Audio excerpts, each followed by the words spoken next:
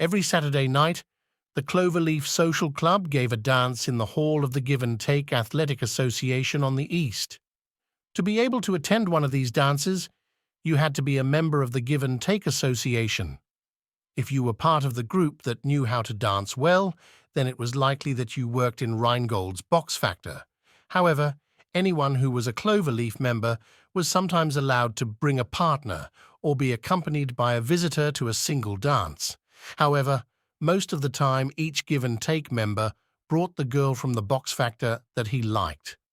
There were very few strangers who could say they had done a few steps at the regular Saturday night dances. Maggie Toole, because of her dull eyes, wide mouth and poor foot control in the two-step, did not have a partner, Jimmy Burns. Anna and Maggie worked side by side in the factory and were the best of friends.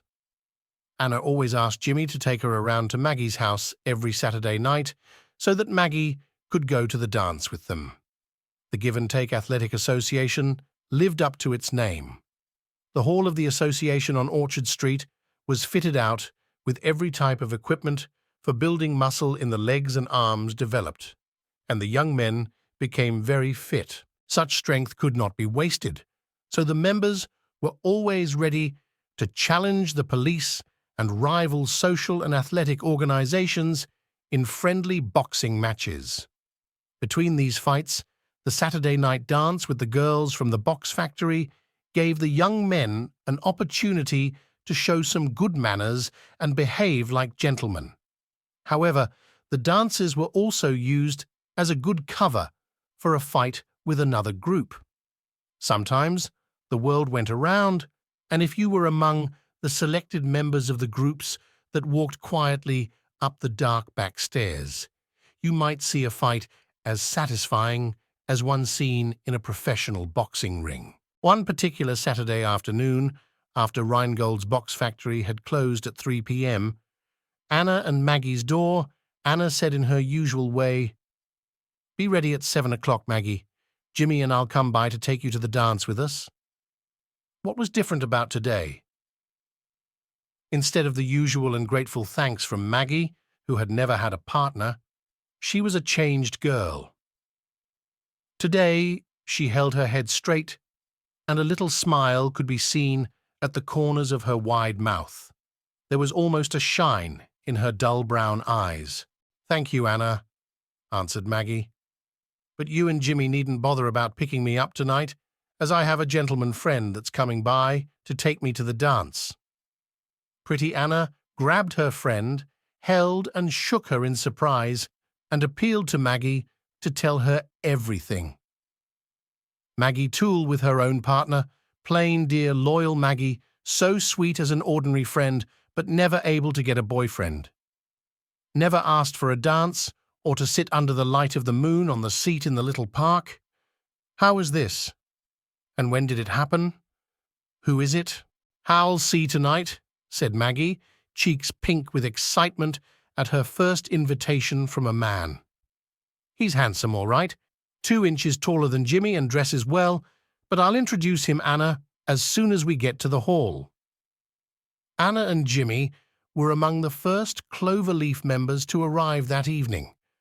Anna's bright eyes were fixed upon the door of the hall to get the first sight of the new boyfriend. At 8:30 p.m., Miss Toole entered the hall with her partner. Quickly, her proud eye discovered her friend Anna, sitting with the faithful Jimmy at her side. "Well, well," cried Anna. "Maggie's made quite a catch. Handsome guy. Well, yes, I certainly would agree with his style." "Say what you like," said Jimmy, with anger in his voice. "Go after him if you want him. These new guys always win over the girls, so don't mind me. Anyway, he doesn't have all the good looks and charm." "Be quiet, Jimmy. You know what I mean. I'm glad for Maggie. First boyfriend she's ever had." Oh, here they come. Across the floor floated Maggie, like a beautiful ship in full said, and her partner, moving along beside her, like a distinguished steamboat.